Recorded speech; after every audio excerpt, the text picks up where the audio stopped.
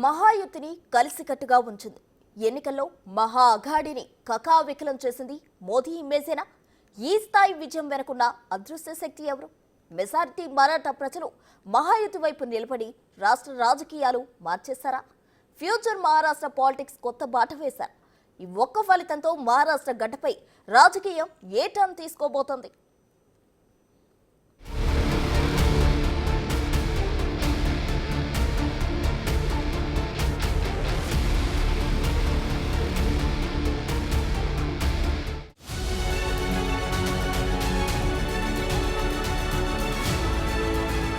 ప్రజాస్వామ్యంలో ప్రజలే అంతిమ నిర్ణేతలు. మహారాష్ట్ర ఎన్నికల ఫలితాలతో ఇది మరోసారి రుజువైంది. సాధారణంగా మహారాష్ట్రలో ఒక్కో ప్రాంతం ఒక్కో రకంగా ఓటు చేస్తుందని లెక్కలున్నాయి. అక్కడ ఎప్పుడు ఎన్నికలు జరిగినా ఫలితాలు కూడా అదే విధంగా వస్తుండేవి. ఈసారి కూడా రిజల్ట్ అలాగే ఉంటుందని అంతా ఊహించారు. మరాఠ్వాడా, విదర్భ, ముంబై రీజియన్లలో ఫలితాలు ఒక రకంగా ఉంటాయని, కొంకణ్, థానే, నార్త్ మహారాష్ట్ర, పశ్చిమ మహారాష్ట్రలో మరో రకమైన ఫలితాలుంటాయని అంతా అనుకున్నారు. అనేక చోట్ల పార్టీలను చూసి కాదు, స్థానిక అభ్యర్థుల ఆధారంగానే ఫలితాలొస్తాయని ఎంతో మంది రాజకీయ పండితులు విశ్లేషించారు. కానీ వీటన్నిటిని అధిగమించి మహారాష్ట్ర ప్రజలు స్పష్టమైన తీర్పునిచ్చారు. మహాయుతి కూటమికి అవుట్ రైట్ విక్టరీని కట్టబెట్టారు.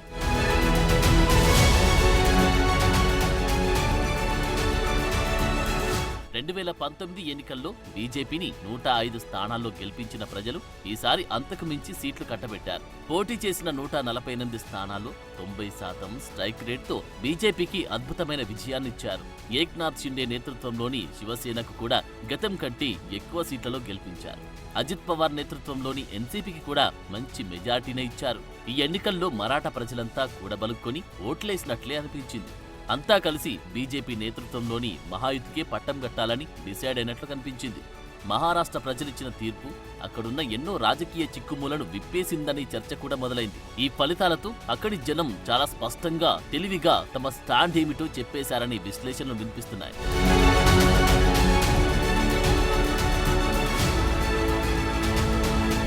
ఎన్నికల్లో బాల్ ఠాకరే వారసుడైన ఉద్ధవ్ ఠాకరేని, అదేవిధంగా మరాఠా రాజకీయ యోధుడిగా పేరున్న శరద్ పవార్ని జనం పూర్తిగా పక్కన పెట్టేశారు. వాళ్ళు ఎంత ప్రయత్నించినా జనం వాళ్లకు మద్దతుగా నిలబడలేదనే విషయం ఈ ఫలితాలతో తేలిపోయింది. వీటికి మించి ఉద్ధవ్ ఠాకరే పార్టీ శివసేన యూబీటీని, అదేవిధంగా శరద్ పవార్ ఎన్సీపీని మెజార్టీ ప్రజలు పక్కన పెట్టేసినట్టు తెలుస్తోంది. Original Shiv Sena, original NCP Mahayuti కూటమిలోనే ఉన్నాయని నమ్మినట్లు కనిపిస్తోంది. షిండే సేనకు, అజిత్ పవార్ ఎన్సీపీకి ఎక్కువ సీట్లు కట్టబెట్టి ఒరిజినల్ పార్టీలు వాళ్లవే అనే విషయాన్ని స్పష్టం చేశారనే అభిప్రాయాలు కూడా వినిపిస్తున్నాయి. మహారాష్ట్ర రాజకీయాల్లోనూ ఇదే చర్చ జరుగుతోంది. ఇన్నాళ్లు ఒరిజినల్ శివసేన మాదని, రియల్ ఎన్సీపీ మాదని డైలాగులు పేల్చినోళ్లంతా ఈ ఫలితాలు చూశాక సైలెంట్ అయిపోయారు. ఇప్పుడు ఒరిజినల్ పార్టీలెవరో జనమే తేల్చారని చర్చ నడుస్తుంది. మహారాష్ట్రలో చాలా మంది ప్రజలు ఉద్ధవ్ ఠాకరేని మెచ్యూర్డ్ పొలిటీషియన్ గా చూడట్లేదు. అలాగే శరద్ పవార్ ని అవుట్డేటెడ్ నాయకుడిగా చూస్తున్నారు. ఇది కూడా ఆ పార్టీలకు కొంతమేర నష్టం కలిగించి ఉండొచ్చనే చర్చ జరుగుతోంది.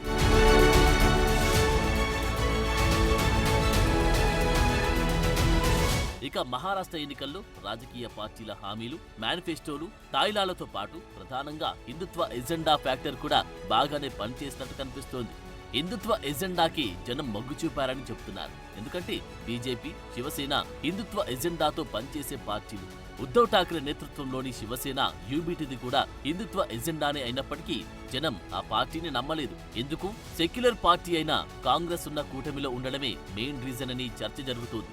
అందువల్ల బాల్ ఠాకరే హిందుత్వ ఎజెండాను, ఆయన సిద్ధాంతాల్ని ముందుకు తీసుకెళ్లేది ఏక్నాథ్ షిండే నేతృత్వంలోని శివసేన మాత్రమేనని జనం నమ్మినట్లు అనిపిస్తుంది. దానికోసమే ఏ విధమైన తీర్పిచ్చారనే విశ్లేషణలు వస్తున్నాయి.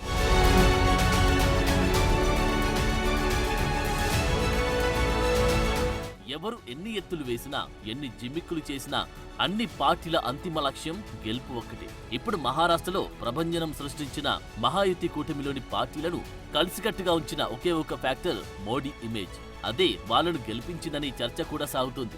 ఇప్పటికే మహారాష్ట్రలో బీజేపీ పాలనని చూసిన ప్రజలు మరోసారి మోడీ వైపే మొగ్గారు. పైగా లోక్సభ ఎన్నికల్లో బీజేపీ గెలవడం, కేంద్రంలో మూడోసారి అధికారం చేపట్టడం లాంటి అంశాలు కూడా మహారాష్ట్ర ఎన్నికలపై కొంత ప్రభావం చూపాయి. కేంద్రం సహకారంతో మహారాష్ట్రను అభివృద్ధి చేస్తామనే నినాదాన్ని కూడా జనాల్లోకి బలంగా తీసుకెళ్లారు. డబుల్ ఇంజన్ సర్కార్తోనే అద్భుతమైన అభివృద్ధి సాధ్యమని గట్టిగా ప్రచారం చేశారు. ఇవన్నీ మహాయుతి కూటమికి ప్లస్ అయ్యాయి. ప్రజలు కూడా దీనికి కన్విన్స్ అయ్యారు. మహాయుతి పార్టీలను నమ్మారు. రాజకీయంగా మహారాష్ట్రలో ఉన్న చిక్కుముళ్లన్నింటినీ విప్పేస్తూ స్పష్టమైన తీర్పునిచ్చారు.